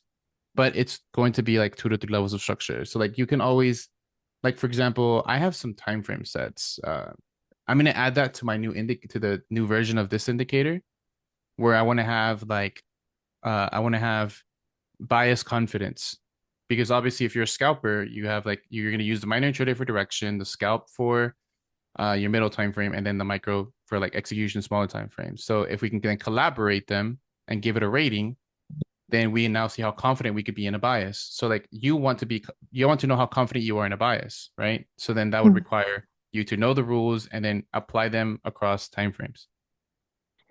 I do have a question though when regarding to Uh-huh. like Uh-huh. um TPs. So whenever you are externally like going with the higher time frame, can you target, in this case scenario, can you target the solidified, the structural range or the buy to sell? Well, based on what? What chart? So for this example, what I did right now. Mm-hmm. So like this execution is not based on this time frame. Mm-hmm. Like the execution based on this time frame would have been, let's say we have the sell to buy here, and then we have like an LG, and then you could have had like that. So then if you have that LG there, then you're aiming for this, and then if there's something later on, but that would require a higher time frame. So these would be my two targets. Why? Because this is the final high that led into that low there. Mm-hmm. And then this is the overall high here. Can you annotate? Yeah, sure, bro. Go ahead, annotate. I think Ray's has a comment for you. Okay. Oh, daily. Sorry. Okay, so like just as I mentioned that we have multiple levels of structure going on. Similarly, you see here, this high to this low, this was a valid reaction to go down here. Mm-hmm. Okay, then it broke. This is failed reaction or SD in our terms. Okay, then Mm-hmm. once you take this one out, you have your high confirmed. Once you take this out, you have your external low confirmed. Low to high is your bullish range. Okay, but still, when you take this out, this is internal structure. You are bullish from this internal here, then you became bearish. Now this break could be a potential reaction here, just like this, to go from high to low to high to this target one more time before going higher. Okay, this is one possibility. But if we look into the weekly time frames, we are already too extended in the premium areas. So there is a huge probability that this could be taken up. But this is aggressive. Depending upon what the price is showing over here, there is a huge probability that I believe so can go here with respect to Mm-hmm. this internal structure. Mm-hmm. Just like Mm-hmm. this low, the high, to the low, CBOS to confirm the reaction, and then it can go down. This Exactly. is what Yeah. I think of it. Mm-hmm. And like the easiest way to begin to recognize that is, I used to call them unsubstantial new highs and lows. So like look at the distance between new highs and new lows. Look at that distance, then look at this distance. It's less, right? Therefore, from an overall perspective, we're failing. We're taking too much effort to break a high and not sustaining above it. Because when you want to trade with the trend, right? Mirror this here. Like this is a new trend. This could be unsubstantial new high. So that just means that I'm not bearish, but I can't be bullish right now. That's what that means. So it's kind of like an unbiased thing. Because although you're still bullish in structure, you're not confident enough because of this potential deviation.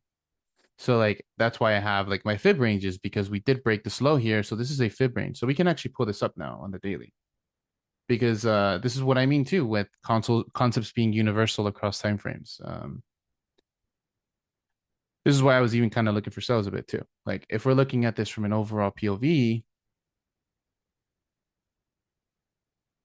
like this is where I'm a little concerned, because this is my fib range, right? So we took this out and we have the deviation here. We swept there, but obviously this CBOS confirms we're still technically bullish, like you said. So then this break, because it's the final push down, solidifies the low, right? So therefore, this is the pullback low of low high. So then we're breaking internal structure, but then we just swept this high and we just broke this low, meaning this is unwillingness to continue higher because it's solidified before we took out the high. So if we're having unwillingness, then a reasonable target could even be these, and then eventually this. But just then that's when we would have to go to smaller time frame to see what's happening there. And that's why I've been bearish this week, because we have a clear range. We had the pullback. I didn't trade the pullback because there was really no POI here. So then I was just refining internally and then aiming for these targets. Does that make sense? Yeah. Pretty complex, right? Pretty confusing. I know. Yeah, you were mentioning that one part unwillingness. Although we are considered unwillingness in is still bullish, right? So No, well, hold on. Based on this one, right? because Based now on that's just this, confirming the high, right? So that means low that and the exactly, high. but we just confirmed the high. So like we have internal ranges, right? Mm. So this is only on willingness because we broke this high. Therefore, this low is solidified. So this is an internal range. So we want this. So depending on where the solidification happens, it determines whether we are to continue the trend as just a pullback or it's unwillingness. And that's determined by the range in play. So we confirmed before the range high. So that doesn't mean that we're coming here. That means that we can probably assume that we could come there, but this could very easily have this bearish move and then do this same thing inversely, where it kind of breaks the low and then it breaks that. Now we're kind of aligned back with this, but now we've had unwillingness on both sides. So we're kind of range bound. And I call that no man's land Yeah. because there is no clear bias, right? But this just means this unwillingness means that we cannot be bullish overall. We cannot aim for this. That's what I'm saying. No, I would have Mhm. aimed right there. If we were, you see how it's pulling back, I would have aimed right there where it had unwillingness. That would have But been the you range. can't, because the internal is now bearish because of the unwillingness. What the unwillingness means is that there has to be an internal now range that's bearish. This means that we have a bearish range now. So this is the range that you have to play here. That's why it pulled back and then we continued lower. We can't be bullish anymore because we already failed to go to the high. You see, like here, we could still buy, but we swept this high and then we broke the structural range, meaning this is unwillingness on the higher time frame. But in this time frame, this is a reversal BOS. Right. And it's then shown even more when you zoom in. But the low is still intact, right? Am I right? I Is the low mean, still yeah, intact? but that's kind of irrelevant right now. Like that's not useful information. What's useful right now is the fact that we had unwillingness, we had the internal break, and then we now have internal ranges. If you're a swing trader, like that means that right now there is no trade. Mm. If you're trading based on the day, that means that there is no trade. So technically we are bullish, yes, but because there's unwillingness, I can't act on the bias. So just because something is bullish does not mean that you're able to buy. Just because something is bearish does not mean that you're able to sell, right? A bias and the execution are different, right? Like that's the point of the framework. That's why direction is first, liquidity is second, execution is third, right? Whereas we have the map, we then have to find the directions, and then we have to execute on the directions. So like we have a vehicle, right? We need fuel, and then we need to drive.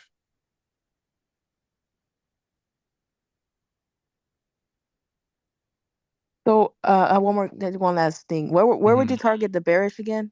If it was because it's a LG going down On what time frame? on this is the 4 hour, right? Or This daily. is the So daily. on the daily, But there is no where, bias on the daily. oh, I just said because of the unwillingness, we cannot be bullish, but the structure's still bullish, but we just failed to continue to be bullish. So okay, I see. I understand what you're saying. Like you're saying this is still the range intact, right? Which is Yeah. technically true. It's technically true from the H4. Yes, it's still technically true. But if we're going based on the daily, we've now failed to break a high substantially, and we've now had unwillingness to continue lower. I mean higher, sorry.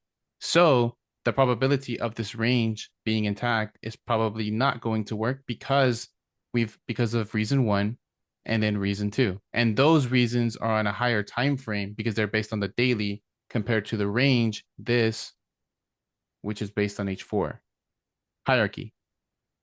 This is the H4 range, Hmm. but the daily is showing unwillingness and unsubstantial new high. So I can't really act on the daily bias because I can't act on the H4 bias because the daily is contradicting it. And if the daily is contradicting it, then that means that the internal structure, which would be the intradays and the scalps, probably align with the failure because these needed to be bearish to cause the unwillingness that occurred here. Right? So like think about it like this. You now understand that this is unwillingness, right? Yes. So what needed to happen to confirm this on the internal time frame? What Wait, say that needed to one more time. happen? What needed to happen here on a smaller time frame For for this to unwillingness? happen, for the unwillingness to be confirmed? Um, I would say it'd be a break of structure to the downside. No, but like what direction? What direction? What Uh, direction do these have to be to have this occur? It's literally like I'm sorry. I don't think you get my question. All right. So break it down, top down. We have a bullish range, sure. We have this previous bullish range, sure. This bullish range did not substantially break it. It's still a bullish break of structure, but I'm now weary of the continuation. I'm now weary, which means I'm now fully confirmed to not be bullish Mhm. because we failed to break the high ones and then we failed to break the new high formed. So therefore, in order for this break here to occur,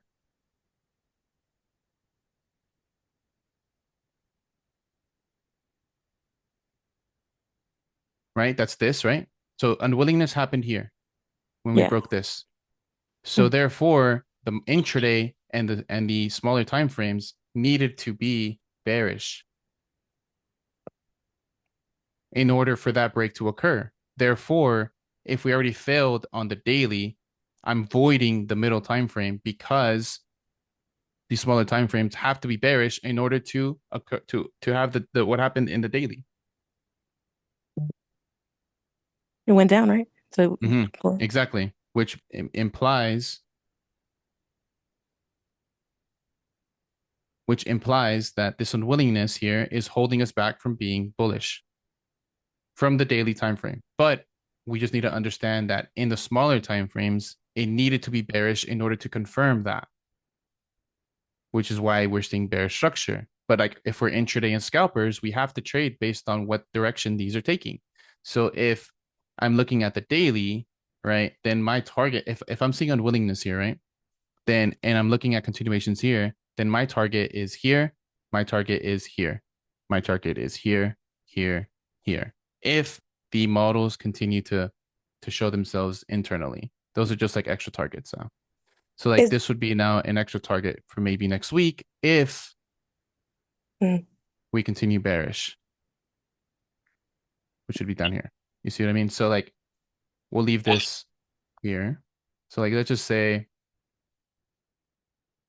the structure continues, right? Obviously it's Friday. So like let's say we then have this isn't a trade, but like this is like if if the trend is to continue, this is what should happen. That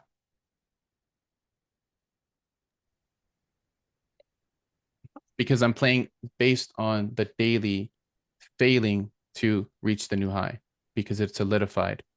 It's solidified before breaking the high. So I'm playing in favor of that.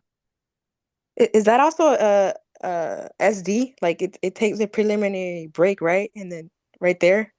It would be LGC because Oh, okay. this is technically if we're looking at this, then this would be LGC.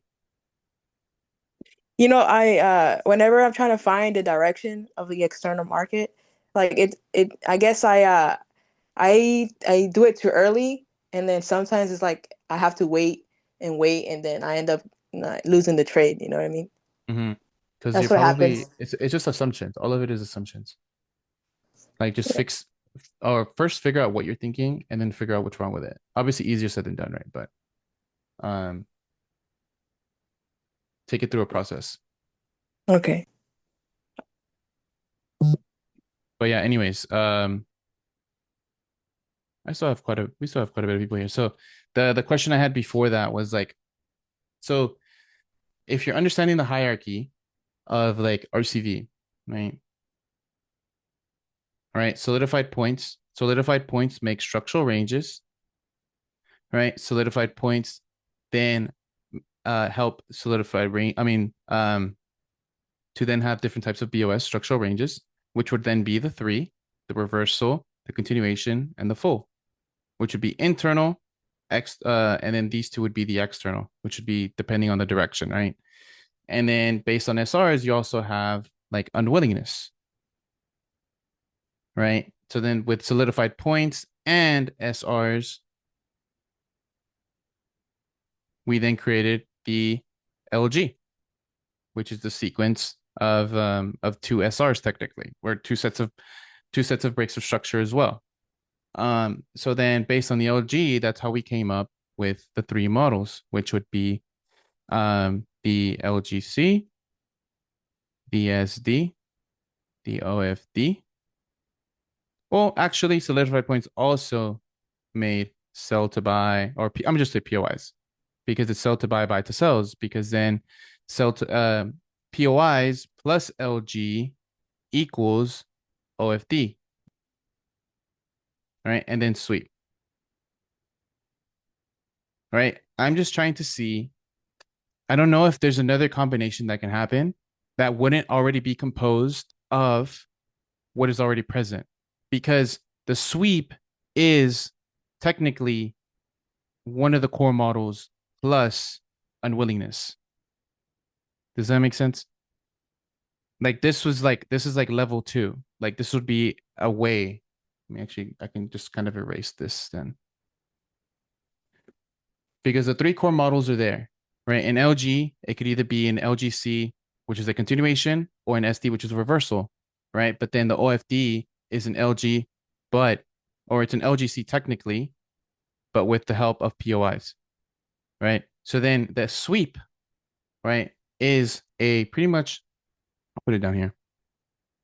A sweep is technically the unwillingness plus LG, which is one of the core models, which would probably be SD, depending, or it just depends. It depends a little bit.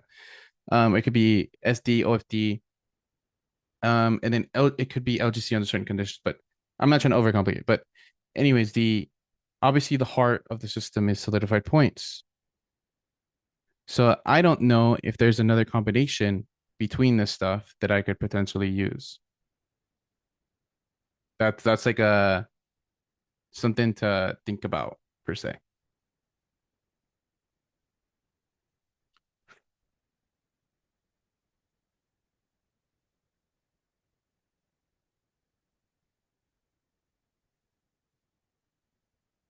Just something to think about over the next weeks or so. Because the nuance now comes from using the core models and the suite model to adapt it in your own way, which means that maybe sometimes you'll collaborate in unwillingness with a LGC, which is like a suite plus LGC technically. And that's like your form of trading the model or trading the concepts. Does that make sense? But I don't think there's another core factor, because there's only certain things that can happen based on certain situations. Like a solidified point, like you're either the solidified range or the structural range that you're building based on a structural solidified point is, there's only a couple of things that can happen. You're either fail to break the high, which is here, or you break the high, which is here. So you either your unwillingness to break the range, or you break the range. And then based on breaking the range, you can then classify those into these three, which is either you break the range pro trend, you break the range counter trend, or you break the internal range. And that's only viable because it's like price is fractal, right? And then based on sequences of structural ranges and breaks, you have liquidity grabs. So types of liquidity grabs then compose of the three core models, right? So like, is this making sense? Is this map making sense kind of? I would have to reorganize this to like really, really make it sense, but it's kind of like the gist. All right. Tough question, right? I could, right? Yeah. That's a great idea. I'm gonna note that down. Great idea. What he means is like about. Let's go to about. I can make like a mermaid. Make like a mermaid. And if you guys don't know what a mermaid is, it's like a diagram.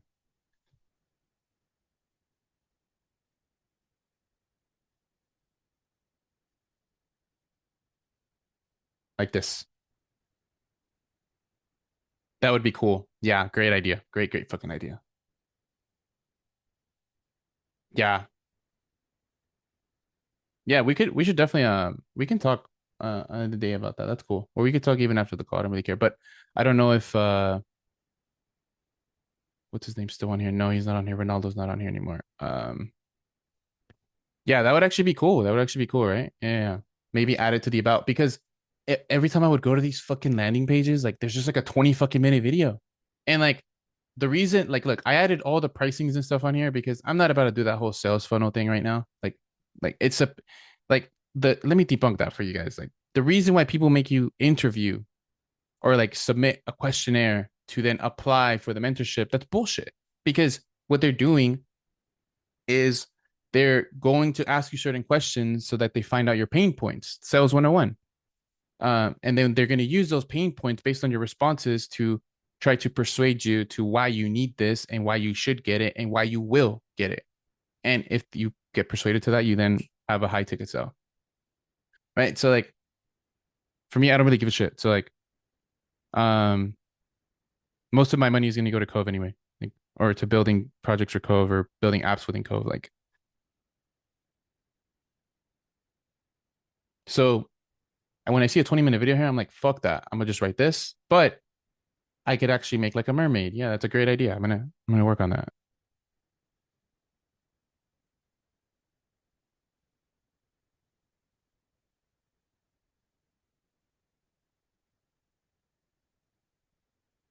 Mm-hmm. Okay.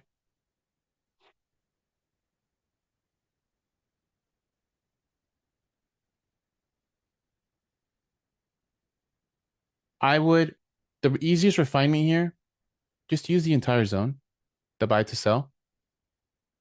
But it's still technically CBOS, technically.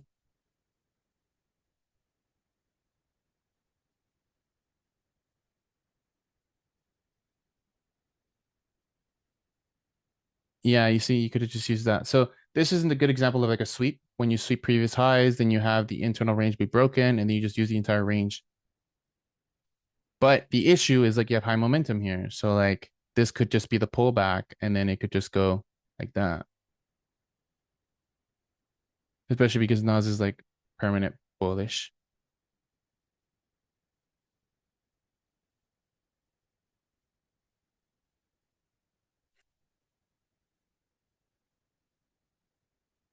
I had a friend who wanted to get into trading, but after he finished the curriculum, he didn't know what to do after. Oh, are we talking about my stuff?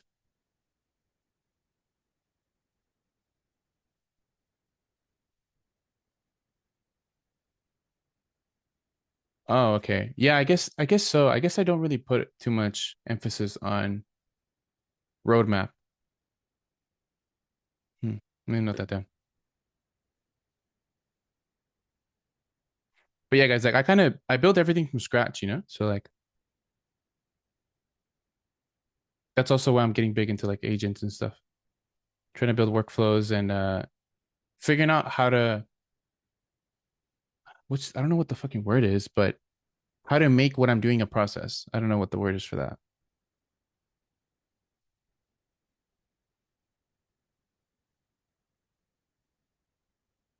It's not I'm not automating it, but I want to like pretty much make SOPs, like make it process based, not just like wing it. Like most of you, like all these webinars, I've been winging these for like years. I don't have like a I used to have like maybe for some time I had like a little framework that I would use, like talk about a lesson and then do this and that. But no, I kind of just wing it these days. I think it's better like that. It's a little bit more genuine.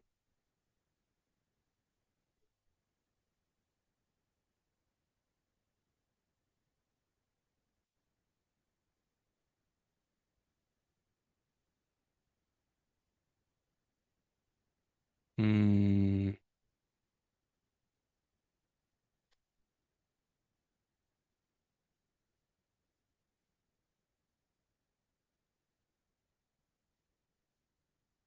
yeah, I would need to know what you mean by graph by core values. Yeah, we can get on a Zoom if you want after this.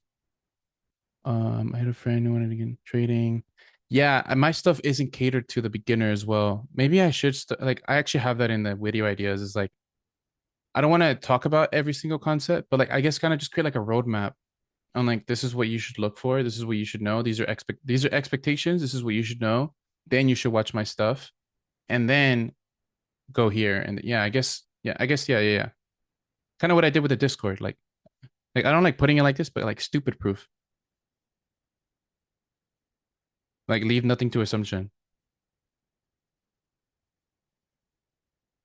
Uh, Prereqs, yeah, but I don't have like somewhere to like I don't have something directing to that, and I would rather make an updated one if I'm gonna just do that, you know. Mm, roadmap. Put that roadmap.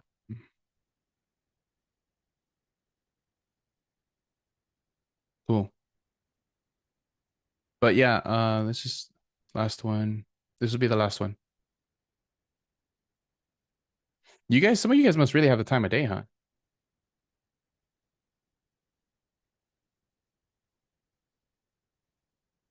Okay, bullish. Mm, sure. Okay.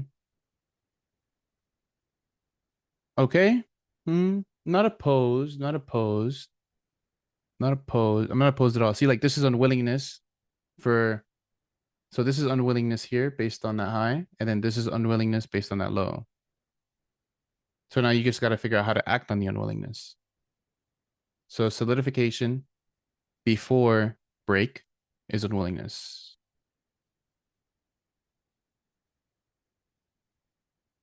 Um,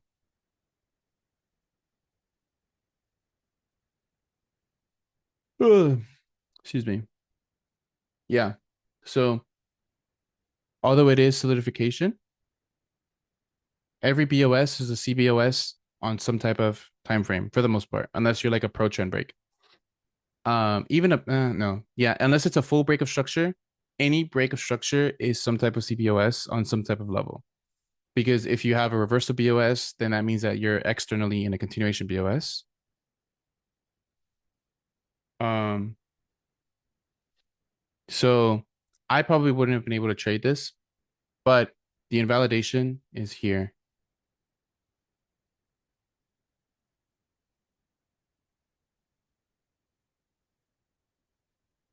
Because think about it like that. This is the LG. So if you're playing the LG, then obviously this is the internal range. So whatever move you're playing within the structural range, the invalidation is here.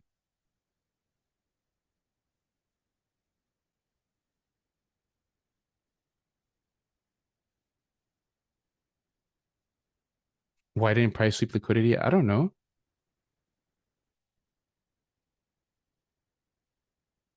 I don't care what it does. I just play based on what it does, you know?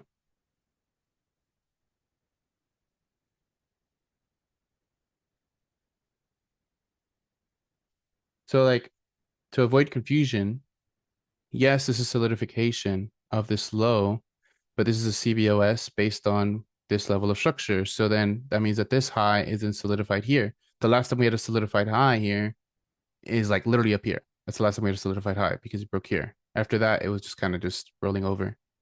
So this high is solidified, that's then broken. This is then your full conversion. Sometimes the CBOS will work, but if you want to be, um, if you want to have more conviction, you need any type of solidified high to break. Cool. But yeah, guys, I'm probably gonna wrap it up here. A bit of a long call today.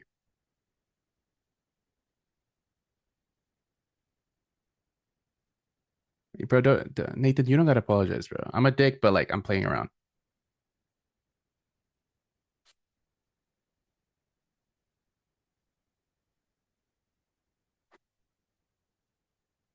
But yeah, definitely appreciate the ideas. Um,